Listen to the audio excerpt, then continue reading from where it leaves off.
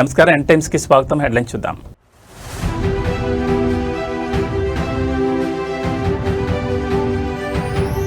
రాబోయే 5 ఏళ్లలో దేశంలోనే నెంబర్ 1 డిజిటల్ ఇండస్ట్రియల్ హబ్ గా ఏపీని మారుస్తామని నేతల ధీమా.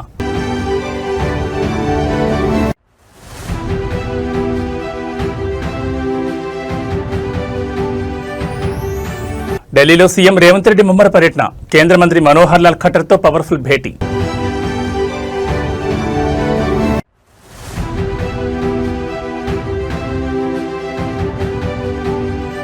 ఏడాదికి పెరుగుతున్న ఫోక్సో కేసులు. ప్రభుత్వానికి కనీసం చలనం లేదా? కాంగ్రెస్ సర్కార్పై హరీష్ రావు పవర్ఫుల్ గర్జన.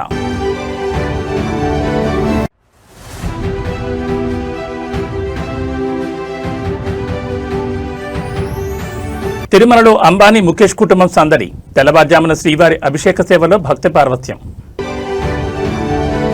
ఇక వివరాలు చూస్తే ఆంధ్రప్రదేశ్ రాష్ట్రంలో సంక్షేమ పాలన సరికొత్త రికార్డు సృష్టిస్తోంది. ఎన్నికల వేళ ప్రజలకు ఇచ్చిన ప్రతి మాటను నిలబెట్టుకుంటూ ప్రకటించిన ప్రతి పథకాన్ని క్షేత్రస్థాయిలో అమలు చేస్తూ కూటమి ప్రభుత్వం దూసుకుపోతోంది. అటు సామాన్యుడి సంక్షేమం, ఇటు రాష్ట్ర పారిశ్రామిక అభివృద్ధిని సమపాళలో సమన్వయం చేస్తూ నవ్యాంధ్రను ప్రగతి పదంలో నడిపించడమే లక్ష్యంగా పాలన సాగుతోంది. కూటమి ప్రభుత్వం బాధ్యతలు చేపట్టినటి నుంచి పారదర్శకతకు మరియు జవాబుదారీతనానికి పెద్దపీట వేసింది. వృద్ధులు, వితంతువుల పెన్షన్ల పెంపుదల నుంచి మహిళల ఉచిత బస్సు ప్రయాణం, అన్నదాతలకు పెట్టుబడి సాయం వంటి ప్రతిష్టాత్మక పథకాలను నిరంతరాయంగా అందిస్తోంది. మరోవైపు రాజధాని అమరావతి పునర్నిర్మాణ పనులను వేగవంతం చేయడంతో పాటు పోలవరం ప్రాజెక్టు పనుల పూర్తి మరియు జిల్లాల వారీగా రోడ్ల మరమ్మతులు, తాగునీటి సరఫరా వంటి మౌలిక వస్తువుల కల్పనపై ముఖ్యమంత్రి ప్రత్యేక సమీక్ష నిర్వహిస్తున్నారు. సంక్షేమ పథకాల క్యాలెండర్ను పక్కాగా అమలు చేస్తూ ప్రజాదరణ పొందుతోంది. ప్రకటించిన ప్రణాళికల ప్రకారం అర్హులైన ప్రతి ఒక్కరికి సంక్షేమ ఫలాలు అందుతుండటంతో రాష్ట్ర వ్యాప్తంగా ప్రజల నుంచి హర్షాతిరేకాలు వ్యక్తమవుతున్నాయి. ఇచ్చిన మాట ప్రకారం రాబోయే 5 ఏళ్లలో నవ్యాంధ్రను దేశంలోని నెంబర్ 1 డిజిటల్ మరియు పారిశ్రామిక హబ్గా మారుస్తామని కూటమి నేతలు ధీమా వ్యక్తం చేస్తున్నారు. విద్యార్థుల తల్లికి వందనం. ఎంతమంది పిల్లలుంటే అంతమంది పిల్లలకి 15,000 రూపాయలు అందజేస్తున్నాం.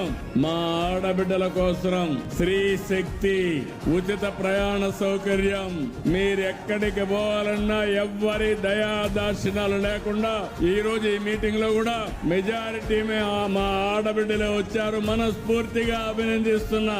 దీపం గ్యాస్ రేట్లు పెరుగుతున్న యుద్ధం కారణంగా, కానీ మా ఆడబిడ్డలకు మాత్రం చెప్పిన మాట ప్రకారం 3 సిలిండర్లు ఇస్తున్నాను. అది నా కమిట్మెంట్ అని మరొక్కసారి విజ్ఞప్తి చేస్తున్నా. ఎవరైతే దివ్యాంగులున్నారో వాళ్లకు దివ్యాంగ శక్తి తీసుకొచ్చాం. అన్నదాత సుఖీభవ తీసుకొచ్చాం. ఆటో డ్రైవర్లుంటే వాళ్లకు కూడా 15,000 రూపాయల ఆర్థిక సహాయం చేస్తున్నాం. మత్స్యకారుల కుటుంబాలుంటే 20,000 రూపాయలు మత్స్యకారు సేవలో ఇచ్చాం. చేనేత కుటుంబాలుంటే 200 యూనిట్లు ఉచితంగా మరమగ్గాలకి 500 యూనిట్లు పవర్ లూమ్స్ కి ఇస్తున్నాం. ఇవన్నీ చేసి ప్రతి ఒక్క కుటుంబానికి తక్షణ సాయం అందించే విధంగా, మీకు జీవన ప్రమాణాలు పెంచే విధంగా ఈ ప్రభుత్వం వర్కౌట్ చేస్తా ఉంది. ఆంధ్రప్రదేశ్ రాజకీయాల్లో అధికార ప్రతిపక్షాల మధ్య పదునైన విమర్శలు సరికొత్త వ్యంగ్యాస్త్రాలకు దారితీస్తున్నాయి. ముఖ్యమంత్రి చంద్రబాబు నాయుడు ఉద్దేశించి వైఎస్ఆర్ కాంగ్రెస్ పార్టీ అధినేత వైఎస్ జగన్మోహన్ రెడ్డి చేసిన తాజా వ్యాఖ్యలు ఇప్పుడు మీడియాను షేక్ చేస్తున్నాయి. కూటమి ప్రభుత్వ వైఫల్యాలను, తప్పులను ఎత్తి చూపితే చంద్రబాబు నాయుడికి నరాలు తెగిపోయేంత బీపీ వచ్చేస్తుందంటూ జగన్మోహన్ రెడ్డి తీవ్రస్థాయిలో ఎద్దేవా చేశారు. కొన్ని సందర్భాల్లో ఆయనకు వచ్చే కోపాన్ని చూస్తుంటే నాకే భయమేస్తుందంటూ జగన్ చేసిన కామెంట్స్ ఏపీ పాలిటిక్స్ లో హాట్ టాపిక్ గా మారాయి. ప్రెస్ మీట్ వేదికగా కూటమి పరిపాలనపై విమర్శలు గుప్పించిన YS Jaganmohan Reddy Chandrababu body language ను టార్గెట్ చేస్తూ సెటైర్లు వేశారు. ప్రభుత్వ లోపాలను ప్రశ్నిస్తే సీఎం చంద్రబాబు విపరీతమైన కోపానికి బీపీకి లోనవుతున్నారని ఆరోపించారు. ఒకానొక దశలో ఆయనకు అంతలా బీపీ పెరిగిపోతుంటే ఎక్కడ ఏమన్నా అయిపోతుందేమోనని తనకే భయమేస్తుందంటూ జగన్ వ్యాఖ్యానించారు. అంతేకాదు గతంలో అసెంబ్లీ వేదికగా చంద్రబాబు వాడిన మావిగన్ పదాన్ని గుర్తు చేస్తూ ఎప్పుడైనా పొరపాటున చంద్రబాబు గారు నిద్రపోయేటప్పుడు ఎవరైనా తలకొట్టి మావిగన్ అంటే ఆయన పరిస్థితి ఏమైపోతుందోనంటూ తీవ్రస్థాయిలో వ్యంగ్యాస్త్రాలు సంధించారు. ముఖ్యమంత్రి చంద్రబాబు నాయుడు హెల్త్ మరియు గత వ్యాఖ్యలను బేస్ చేసుకుని వైఎస్ జగన్ చేసిన ఈ పవర్ఫుల్ పొలిటికల్ కౌంటర్ ఇప్పుడు తెలుగు రాష్ట్రాల్లో పెద్ద ఎత్తున చర్చకు దారితీశాయి. దీనిపై తెలుగుదేశం, జనసేన శ్రేణులు ఏ విధంగా రియాక్ట్ అవుతాయో చూడాలి. ఎలా లీక్ చేయాలి, ఎలా డబ్బులు చేసుకోవాలి, దిస్ ఇస్ హిస్టరీ. ఇవన్నీ కూడా ఏదైతే నేను అడిగానో, చూపించానో, ఇలాంటివన్నీ కూడా ఎత్తి చూపితే చంద్రబాబు నాయుడు గారికి మాత్రం నరాలు తెగిపోయేంత బీపీ, బ్లడ్ ప్రెషర్ ఎంత ఎక్కువ వస్తుందనంటే ఒక్కోసారి నాకే భయం వేస్తుంది, నేను పోతాడేమో అని చెప్పి. ఎప్పుడైనా పొరపాటున నిద్రపోయేటప్పుడు ఎవడన్నా అట్ట తలుపు అట్ట కొట్టి మావిగన్ అని చెప్పి ఎవడో అన్నాడు అనుకో, టకా అని చెప్పి మనిషి ఏమవుతాడో ఏమో అని చెప్పి ఒక్కోసారి భయం వేస్తుంది. నరాలు తెగిపోయేంత బీపీ. అందుకే ప్రశ్నించిన ఏ ఒక్కరిని కేసులు, అరెస్టులు,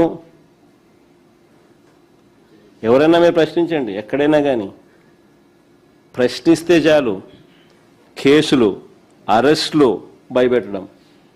తెలంగాణ ప్రగతి చక్రం మరింత వేగంగా పరుగులు పెట్టడమే లక్ష్యంగా ముఖ్యమంత్రి రేవంత్ రెడ్డి ఢిల్లీ వేదికగా ముమ్మర ప్రయత్నాలు చేస్తున్నారు. తన పర్యటనలో భాగంగా ఇవాళ ఆయన కేంద్ర విద్యుత్, గృహ నిర్మాణ, పట్టణ వ్యవహారాల శాఖ మంత్రి మనోహర్ లాల్ ఖట్టర్తో ప్రత్యేకంగా సమావేశమయ్యారు. తెలంగాణలోని మున్సిపాలిటీల రూపురేఖలను మార్చడంతో పాటు రాష్ట్రంలో ప్రతిష్టాత్మకంగా చేపట్టబోయే గృహ నిర్మాణ పథకాలు, విద్యుత్ రంగ సంస్కరణలకు కేంద్రం నుంచి పూర్తిస్థాయి మద్దతు, నిధులు కేటాయించాలని సీఎం విజ్ఞప్తి చేశారు. హైదరాబాద్తో పాటు తెలంగాణలోని ప్రధాన నగరాలు, పురపాలక సంఘాల అభివృద్ధికి సంబంధించిన పలు ప్రతిపాదనలను కేంద్ర మంత్రి ఖట్టర్ ముందు ముఖ్యమంత్రి ఉంచారు. ముఖ్యంగా పేదలకు నిర్మించే ఇళ్ల పథకాలకు కేంద్ర నిధుల వాటాను సకాలంలో విడుదల చేయాలని కోరారు. అలాగే రాష్ట్రంలో విద్యుత్ రంగానికి ఎదురవుతున్న సాంకేతిక, ఆర్థిక ఇబ్బందులను కేంద్ర మంత్రికి వివరించి డిస్కంల బలోపేతానికి కేంద్ర సహాయం అవసరమని స్పష్టం చేశారు.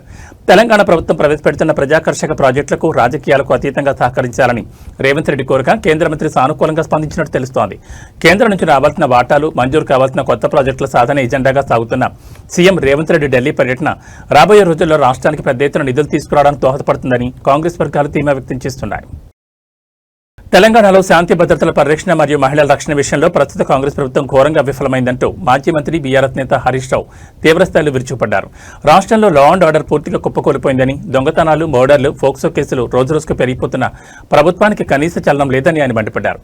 కాంగ్రెస్ హయాంలో చిన్నపిల్లలపై లైంగిక దాడులు ఎక్కువవుతున్నాయంటూ అధికారిక గణాంకాలను బయటపెట్టిన హరీష్ రావు మహిళా రక్షణ విభాగాలపై ప్రభుత్వం ఫోకస్ లోపించిందని దుయ్యబట్టారు. ప్రెస్ మీట్ వేదికగా కాంగ్రెస్ పాలనపై హరీష్ రావు గణాంకాలతో సహా బాణాలు సంధించారు. 2024 సంవత్సరంలో 2200 మంది చిన్నపిల్లలపై అఘాయిత్యాలు జరిగితే 2025 నాటికి ఆ సంఖ్య ఏకంగా 2400కు పెరిగిపోయిందని ఆయన ఆందోళన వ్యక్తం చేశారు. ప్రభుత్వం సరైన చర్యలు తీసుకుంటే కేసులు తగ్గాలి, కానీ ఇలా ఎందుకు పెరుగుతాయని ఆయన నిలదీశారు. అంతేకాకుండా పోలీస్ శాఖలోని లోపాలను ఎత్తిచూపుతూ మహిళా వింగ్ ఉన్నతాధికారికి అదనపు బాధ్యతలు అప్పగించడం వల్లే వారు మహిళల రక్షణ మరియు భద్రతపై పూర్తి స్థాయిలో ఫోకస్ చేయలేకపోతున్నారని విమర్శించారు.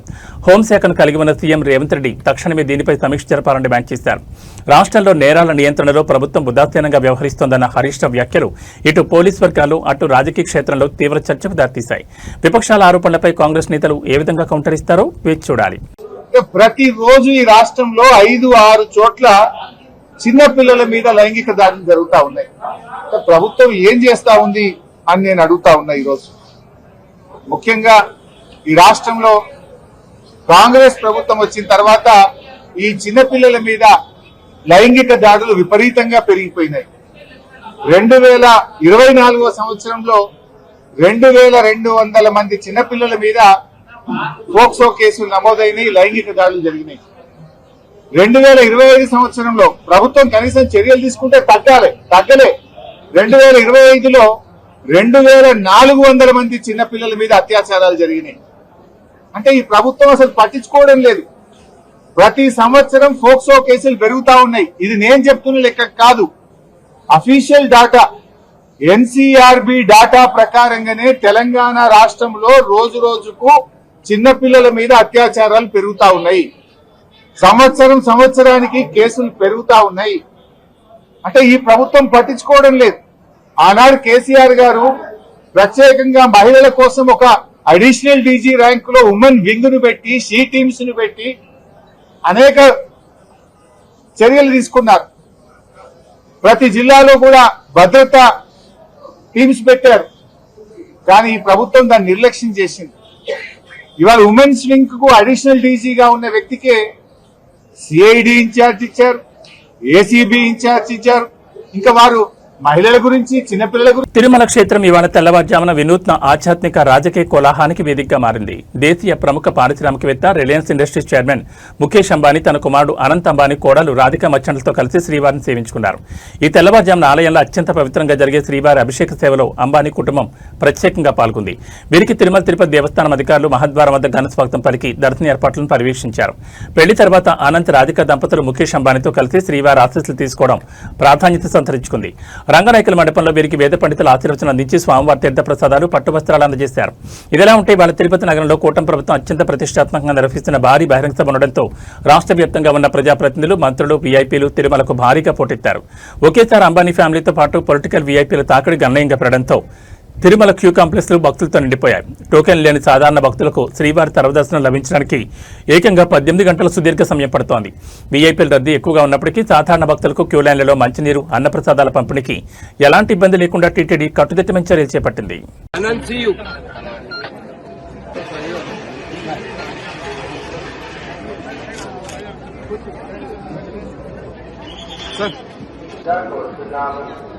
రామారావు గారు శ్రీరంగరాజపురం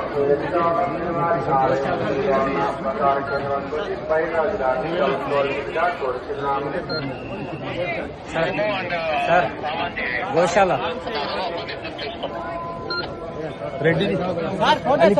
కాకినాడ జిల్లా తుని మండలంలో 6 రోజుల క్రితం అదృశ్యమైన 2 ఏళ్ల పసికందు జ్ఞానేశ్వరి కేసు ఇప్పుడు తెలుగు రాష్ట్రాల్లో తీవ్ర చర్చనీయాంశంగా మారింది. సిహెచ్ అగ్రహారంలో జూన్ 6న మిస్ అయిన ఈ చిన్నారి ఆచూకీ కోసం పోలీసులు సరికొత్త టెక్నాలజీతో రంగంలోకి దిగారు. అయితే పాప అదృశ్యమైన సమయంలో ఆమెతో పాటు వెళ్లిన పెంపుడు కుక్క ఈ కేసులో ఊహించని విధంగా ఒక బిగ్గెస్ట్ క్లూగా మారింది. ఆ కుక్కకు బీపీఎస్ ట్రాకర్ అమర్చి అడవిలో గాలించేందుకు ప్రత్యేక బృందాలు సిద్ధమయ్యాయి. మరోవైపు పాత కక్షల వల్లే తన కూతుర్ని ఎవరైనా చంపేసి ఉంటారేమోనని పాప తల్లి వ్యక్తపరుస్తున్న అనుమానాలు ఈ కేసులో కలకలం రేపుతున్నాయి. జూన్ 6న సిహెచ్ అగ్రహారంలోని తన నివాసం బయట ఆడుకుంటూ జ్ఞానేశ్వరి అదృశ్యమైంది. ఆ సమయంలో కుటుంబానికి చెందిన పెంపుడు కుక్క కూడా పాపతో పాటు వెళ్లిపోయింది. అయితే కొంత సమయం తర్వాత కుక్క మాత్రమే ఒంటరిగా తిరిగి గ్రామానికి రావడం, పాప కనిపించకపోవడంతో అనుమానాలు బలపడ్డాయి. కుక్క ఖచ్చితంగా పాపను తీసుకెళ్లిన రూట్ను గానీ లేదా ఏదైనా ప్రమాదం జరిగిన ప్రాంతాన్ని కానీ గుర్తించుంటుందని భావిస్తున్న తుని పోలీసులు దానికి అత్యాధునిక జీపీఎస్ ట్రాకర్ పరికరాన్ని అమర్చి తిరిగి సమీపంలోని అటవీ ప్రాంతంలోకి తీసుకెళ్లి దర్యాప్తు చేయాలని నిర్ణయించారు. దీని ద్వారా పాప ఎక్కడ ఉందనే సమాచారం లభిస్తుందని నమ్ముతున్నారు. అదే సమయంలో కుటుంబంలో ఉన్న పాత కక్షల కోణాన్ని కూడా పోలీసులు వదిలిపెట్టడం లేదు. పాత కక్షల నేపథ్యంలో కొందరు వ్యక్తులు తన పాపను కిడ్నాప్ చేసి హతమార్చారేమోనని తల్లి ఇచ్చిన ఫిర్యాదుతో పోలీసులు సదరు అనుమానితులను కూడా అదుపులోకి తీసుకుని రహస్యంగా విచారిస్తున్నారు. ఏది ఏమైనా ఈ చిన్నారి అదృశ్యం వెనుక ఉన్న అసలు రహస్యం త్వరలోనే బయటపడుతుందని పోలీసులు ధీమా వ్యక్తం చేస్తున్నారు. అలా అయితే 12 సార్ 12 అయితే దాటింది 11:50 సార్. అదే సార్ టైం చూసుకోలేదు. 12:20 ఇదంతా ఒక 40 నిమిషాలు 30 నిమిషాలు. 1% కూడా డౌట్ లేదు సార్. అంతా క్లియర్, అంత లేదు. ఏంటండి? లేదు సార్, లేదు, నార్మల్ గా ఉన్నాను సార్. అయితే వచ్చి పిలిచి ఎప్పుడైతే అడిగాడో అప్పటి వరకు తెలియదు సార్ మా పాప మిస్ అయిపోయింది అని.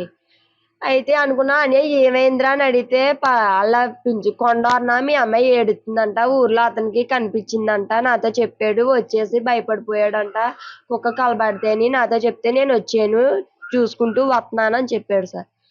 ఇలాగని చెప్తే అంతలోకి ఈ అబ్బాయి కూడా వచ్చి ఎతకడానికి మొదలు ఎట్టాను సార్ ఏమైపోయిందని. డిపార్ట్మెంట్ కి చెప్పి అంత అనుకోలేదు సార్. ఎందుకంటే తోటలోనే ఎక్కడైనా ఏ గదిలోనైనా నిద్రైపోయింది కదా, మంచి అండ సార్, నిద్రైపోయి ఉంటది, కుక్క పిల్ల కూడా ఉంది కదా, వచ్చేస్తాదిలే అన్నది ఏమేమైనా ఉన్నాను సార్.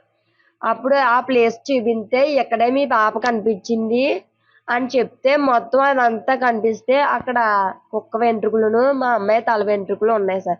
ఆ అమ్మాయికి జుబ్బా వంగానే ఉంది సార్, అండర్వేర్ లేదు సార్. ఉంటేనే వీళ్ళు ఇలా పై సైడ్ వెళ్తే నేను ఇలా కింద సైడ్ వెళ్ళి ఒకవేళ ఎక్కడైనా ఉన్నదేమో నెతికి బోర్ల దగ్గరికి వెళ్ళాను సార్, ఏమన్నా కన్నాలు ఆట ఉన్నాయని. ఏమీ లేదు సార్, అలా ఉన్నాయి అలాగే ఉన్నాయి, మొత్తం చూసాను సార్. మరి ఈ మధ్యలో ఏం జరిగిందో తెలియదు సార్. మొత్తం ఈ ప్రాసెస్ అంతా ఒక 30 నిమిషాల నుంచి 40 నిమిషాల్లోనే జరిగింది సార్. మరి టైం ఎగ్జాక్ట్ గా టైం ఎంత అవుతుందో తెలియదు సార్. నేను ఇంట్లో కూర్చుంటే పైనుంచే వచ్చాడు సార్ మాకు చెప్పిన అన్ని. అయితే పైనుంచి వచ్చి చెల్లి అని పిలిచి మీ బుజ్జమ్మ ఎక్కడ, మీ పెద్ద బుజ్జమ్మ ఎక్కడ ఉంది అని అడిగారు సార్. అలా నా దగ్గర ఉంది అన్య, కొత్తపల్లి కోచర్ దగ్గర వెళ్ళారు అన్య అన్నాను. అంటే ఒకసారి కనుక్కో చెల్లి, మీ ఆయనకు ఫోన్ చేసి అంటే నా దాంట్లో బ్యాలెన్స్ లేదన్య, నువ్వే ఫోన్ చెయ్యి అంటే వాళ్ళు ఫోన్తో చేశారు సార్. చేసిన తర్వాత ఈ అబ్బాయిని అడిగితే నా దగ్గర లేదు, వాళ్ళ అమ్మకి అప్పచెప్పేసానని వాళ్ళ నాన్న అన్నాడు సార్. వాళ్ళ నాన్న అంటే మేమిద్దరం అంటే వాళ్ళ అమ్మ దగ్గర ఉందని నేను నా దగ్గర ఉందని అలా ఈ అబ్బాయి అనుకున్నాం సార్. అంత మేము నలుగురిమే ఆ పక్కనే. ఆంధ్రప్రదేశ్ జైళ్ల శాఖలో అత్యంత షాకింగ్ భద్రతా వైఫల్యం వెలుగు చూసింది. వైఎస్ఆర్ కడప సెంట్రల్ జైల్లో జీవిత ఖైదు అనుభవిస్తున్న ఒక ప్రమాదకరమైన నేరస్తుడు పోలీసులు కళ్ళుగప్పి పారిపోయాడు. నంద్యాల కానిస్టేబుల్ హత్య కేసులో ప్రధాన నిందితుడిగా అలాగే ఫోక్సో కేసులో 20 ఏళ్ల కఠిన జైలు శిక్ష పడిన ఖైదీ రాజ్ కుమార్ ఎస్కాట్ సిబ్బంది అప్రమత్తంగా లేని సమయం చూసి గూడూరు రైల్వే స్టేషన్లో హఠాత్తుగా తప్పించుకుని పరారయ్యారు. ఖైదీ రాజ్ కుమార్ గత కొంతకాలంగా మానసిక ఆందోళన, అనారోగ్య కారణాలతో బాధపడుతుండటంతో జైలు అధికారుల అనుమతితో గత ఏప్రిల్ నెలలో అతని చికిత్స నిమిత్తం విశాఖపట్నంలోని ప్రభుత్వ మానసిక క్లినిక్ తరలించారు. అక్కడ చికిత్స ముగిసిన అనంతరం ఎస్కాట్ పోలీసులు అతన్ని తిరిగి జైలు మార్గంలో కడప సెంట్రల్ జైలుకు తీసుకొస్తున్నారు. అయితే ప్రయాణంలో భాగంగా నెల్లూరు జిల్లా గూడూరు రైల్వే స్టేషన్కు చేరుకోగానే పోలీసులు కాస్త అప్రమత్తత కోల్పోయిన తరుణాన్ని ఆసరాగా చేసుకుని ఖైదీ రాజ్ కుమార్ క్షణాల వ్యవధిలో రైలు దిగి చీకట్లోకి పారిపోయాడు. నిందితుడు నేర చరిత్ర చూస్తే సమాజానికి అత్యంత ప్రమాదకరమైన వ్యక్తి కావడంతో రైల్వే ప్రొటెక్షన్ ఫోర్స్ మరియు లోకల్ పోలీసులు గూడూరు జంక్షన్ పరిసరాలను జల్లెడపడుతున్నారు. ఒక కానిస్టేబుల్ను చంపిన కేసులో ముద్దాయిగా ఉన్న వ్యక్తిని తరలించడంలో ఎస్కాట్ పోలీసులు ఇంత నిర్లక్ష్యంగా ఎలా వ్యవహరించారనే దానిపై ఉన్నతాధికారులు తీవ్ర ఆగ్రహం వ్యక్తం చేస్తున్నారు. బాధ్యులైన సిబ్బందిపై క్రమశిక్షణ చర్యలకు ఆదేశించారు. ప్రస్తుతం నిందితుడి ఫోటోలను అన్ని పోలీస్ స్టేషన్లకు పంపి గూడూరు రైల్వే స్టేషన్ సీసీటీవీ ఫుటేజ్లను క్షుణ్ణంగా పరిశీలిస్తున్నారు.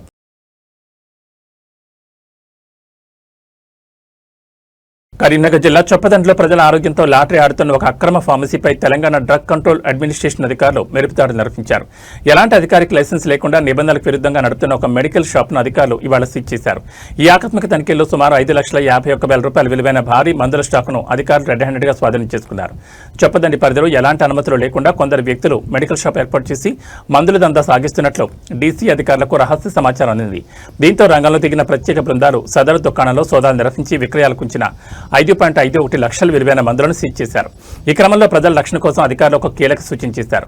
ప్రజలు ఫార్మసీలలో మందులు కొనుగోలు చేసే ముందు సదరు షాపునకు అసలు అనుమతి ఉందో లేదో తెలుసుకోవడానికి అధికారిక పోర్టల్ ఆన్లైన్ డ్రగ్ లైసెన్సింగ్ సిస్టంలోని థర్డ్ పార్టీ వెరిఫికేషన్ ద్వారా ఫార్మసీ లైసెన్స్ను సులభంగా తనిఖీ చేసుకోవచ్చని అధికారులు స్పష్టం చేశారు.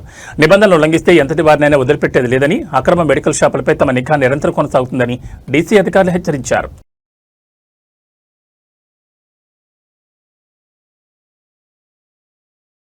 హైదరాబాద్ ఉప్పల్ జంక్షన్లోని ప్రతిష్టాత్మక స్కైవాక్ వద్ద గురువారం రాత్రి ఒక షాకింగ్ ఘటన వెలుగు చూసింది. ఇక్కడ పబ్లిక్ లిఫ్ట్లో రాహుల్ అనే యువకుడు సాంకేతిక లోపం కారణంగా ఏకంగా 2 గంటలకు పైగా లోపలి చిక్కుకుపోయాడు.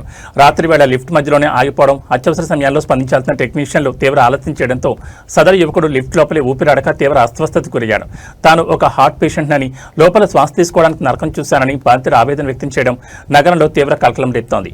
గురువారం రాత్రి ఉప్పల్ స్కైవాక్ లిఫ్ట్ ఎక్కిన రాహుల్ అది మధ్యలోనే ఆగిపోవడంతో లోపలే లాక్ అయిపోయాడు. ఎంత ప్రయత్నించినా డోర్లు తెరుచుకోకపోవడం, లోపల గాలి ఆడకపోవడంతో యాంగ్జైటీ పెరిగిపోయింది.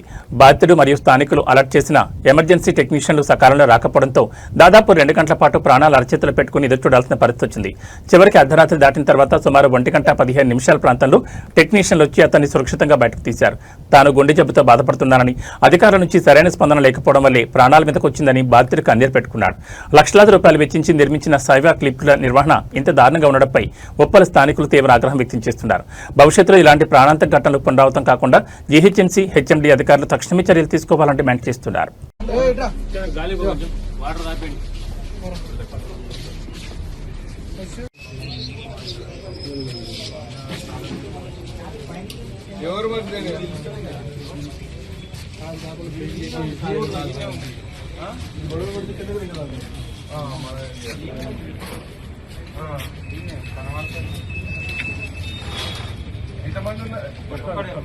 ఇంతకుముందు ఉన్నది ఇప్పుడు అయింది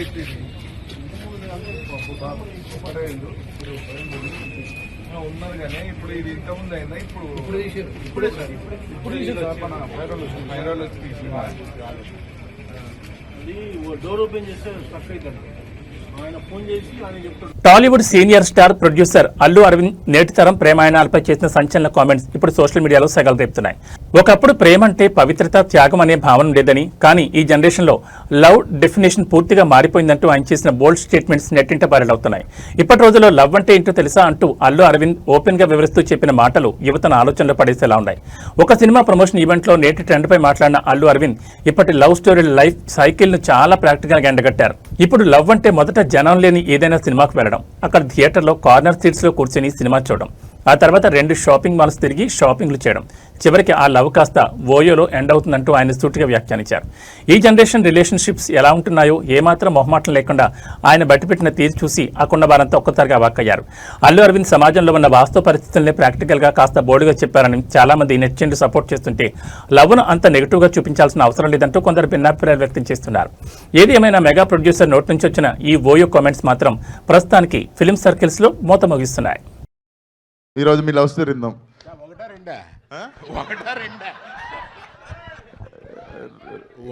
రెండోది ఇప్పటికి స్విచ్ ఆన్ ఉందా సార్? వన్ సైడ్ అన్న తర్వాత ఎన్నన్నా ఉంటాయి. ఇప్పుడు ఒకటేనా సార్? ఇప్పుడు ఒకటే, సారీ. పర్లేదు, నా వయసుని బట్టి అడుగుతున్నాం అనుకోవట్లాగా. అంతే కదా సార్, మనం యూత్. ఇవాళ ఏముందా, ఇవాళ లవ్ బిగిన్ అవుద్ది. 2 జనం లేని సినిమాలకి వెళ్ళి, అంటే ఎక్కువ హిట్ కానీ కార్నర్ సీట్లో కూర్చొని ఆ తర్వాత 2 షాపింగ్లకి వెళ్ళి ఇవాళ లవ్ ఓయోలో ఎండ్ అవుతుంది. అంటే ఏంటి సార్, నాకు తెలియదు. ఇంత అరుస్తున్నారేంటి తెలియలేదు. అంటే ఏంట్రా? బంగారం కొనాలనుకునే వారికి బులియన్ మార్కెట్ ఇవాళ భారీ షాక్ ఇచ్చింది. గత కొన్ని రోజులుగా స్వల్పంగా తగ్గుతూ వస్తున్న పసిడి ధరలు ఒక్కసారిగా రాకెట్లా దూసుకెళ్లాయి. హైదరాబాద్ బులియన్ మార్కెట్లో ఇవాళ ఇటు బంగారం అటు వెండి ధరలు మునిపెన్నడూ లేని విధంగా రికార్డు స్థాయికి చేరాయి. ఒక్కరోజు 24 క్యారెట్ల ప్యూర్ గోల్డ్ ధర ఏకంగా $2,940 మేర పెరిగి 1,48,000 మార్కును దాటేసింది. అటు వెండి ధర కూడా కేజీకి $5,000 ఎగబాకి సరికొత్త రికార్డును సృష్టించింది. హైదరాబాద్ మార్కెట్లో ఇవాళ 24 క్యారెట్ల 10 గ్రాముల ప్యూర్ గోల్డ్ ధర $1,48,580 పలుకుతోంది. ఇక సామాన్యులు ఎక్కువగా కొనుగోలు చేసే 22 క్యారెట్ల 10 గ్రాముల ఆర్నమెంట్ బంగారం ధర ఇవాళ ఒక్కరోజే 2,700 పెరిగి ఏకంగా 1,36,200కు చేరింది. కాగా తెలుగు రాష్ట్రాల్లోని విజయవాడ, విశాఖపట్నం, వరంగల్ వంటి ప్రాంతాల్లో స్థానిక పన్నులు, మేకింగ్ ఛార్జీలను బట్టి ధరల్లో స్వల్ప మార్పులు ఉండొచ్చు. ఇక బంగారంతో పాటే వెండి కూడా ఇవాళ కొండకి కూర్చుంది. కేజీ వెండి ధరపై ఏకంగా 5,000 పెరగడంతో మార్కెట్లో ప్రస్తుతం కేజీ వెండి 2,65,000గా రికార్డైంది. అంతర్జాతీయ మార్కెట్లలో నెలకొన్న ఆర్థిక అనిశ్చితి, ఇన్వెస్టర్లు సురక్షితంగా పెట్టుబడికి భావించి బంగారంపై మొగ్గు చూపడం వల్లే ఈ స్థాయిలో ధరలు పెరిగినట్లు మార్కెట్ నిపుణులు విశ్లేషిస్తున్నారు. పెళ్లిళ్ల సీజన్ నడుస్తున్న తరుణంలో ఈ రేట్ల పెంపు సామాన్యుల జేబులకు భారీ చిల్లు పెట్టనుంది.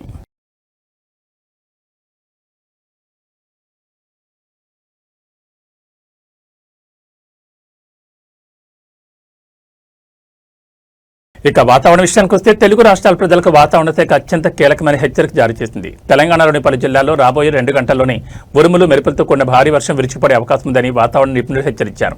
అటు ఆంధ్రప్రదేశ్లోనూ పిడుగుల తీవ్రత ఎక్కువగా ఉండే ఛాన్స్ ఉందని, ప్రజలు ముఖ్యంగా రైతులు పొలాల్లో ఉండదని సూచిస్తున్నారు. తెలంగాణలోని నల్గొండ, సూర్యాపేట, యాదాద్రి భువనగిరి, నాగర్ కర్నూలు జిల్లాల పరిధిలో రాబోయే 2 గంటల్లోనే ఆకాశానికి చెల్లిపడినట్లుగా భారీ వర్షం కురిసే అవకాశం ఉంది. కాగా ఇవాళ తెల్లవారుజామున ఇప్పటికే ఉమ్మడి ఆదిలాబాద్, నిజామాబాద్, కరీంనగర్ జిల్లాలో పలుచోట్ల ఓ మోస్తరు నుంచి భారీ వర్షాలు కురిసి రహదారులను జలమయం చేశాయి. ఇక అటు ఆంధ్రప్రదేశ్ విషయానికి వస్తే పోలవరం, అనకాపల్లి, కాకినాడ, పల్నాడు, మార్కాపురం, ప్రకాశం, నెల్లూరు జిల్లాలతో పాటు ఉమ్మడి రాయలసీమ జిల్లాలో నేడు పిడుగులతో కూడిన తేలికపాటి నుంచి మోస్తరు వర్షాలు పడే ఛాన్స్ ఉంది. వర్షం పడే సమయంలో ఎవరూ చెట్ల కింద కానీ, విద్యుత్ స్తంభాల వద్ద కానీ నిలబడొద్దని విపత్తు నిర్వహణ శాఖ హెచ్చరించింది. రుతుపవనాల కదలికల వల్ల ఈ ఆకస్మిక మార్పులు చోటు చేసుకున్నాయని, ప్రయాణాల్లో ఉన్నవారు, వాహనదారులు రహదారులపై వరద నీటిని గమనిస్తూ అప్రమత్తంగా వెళ్లాలని అధికారులు సూచిస్తున్నారు.